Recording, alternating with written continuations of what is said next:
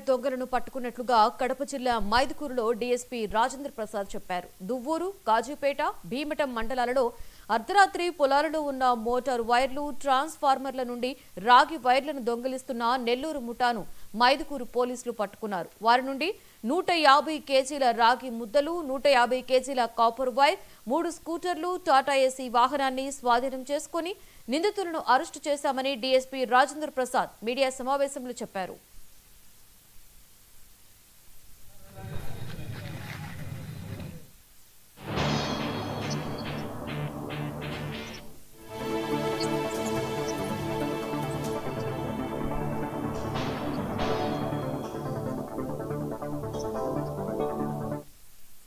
ఉన్నటువంటి రైతులకు సంబంధించినటువంటి ట్రాన్స్ఫార్మర్స్ అన్ని అందులో పగలగొట్టి అందులో ఉన్నటువంటి కాపర్ వైర్ను దొంగలించి రైతులకు చాలా ఇబ్బంది కలిగిస్తున్నటువంటి ఒక అంతర్ జిల్లా ఒక దొంగల ముఠాను మన అర్బన్ సిఐ గారు మన రమణారెడ్డి, తర్వాత వచ్చేసి మన శివప్రసాద్ బ్రహ్మంగారు మఠం ఎస్ఐ, మళ్ళీ తర్వాత సుబ్బారావు ఎస్ఐ గారు, తర్వాత చిరంజీవి ఎస్ఐ గారు కలిసి అందులో ఒక 6 మంది గ్యాంగ్ను కలిసి పట్టుకోవడం జరిగింది.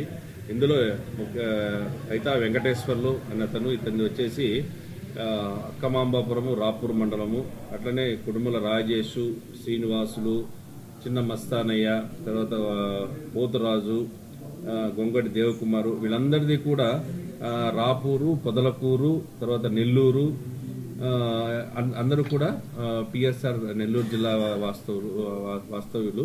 వీళ్ళందరూ ఒక గ్యాంగ్గా ఏర్పడి రాత్రి వేళల్లో ట్రాన్స్ఫార్మర్లో పగలగొట్టి అందులో ఉన్నటువంటి కాపర్ వైర్ను దొంగలించి వీటిని గుజరీ వాళ్ళ దగ్గర అక్కడ దాన్ని అమ్ముకొని చేసుకుంటున్నారు. పొలాల్లో ఉన్నటువంటి రైతులకు సంబంధించినటువంటి ట్రాన్స్ఫార్మర్స్ అన్ని అందులో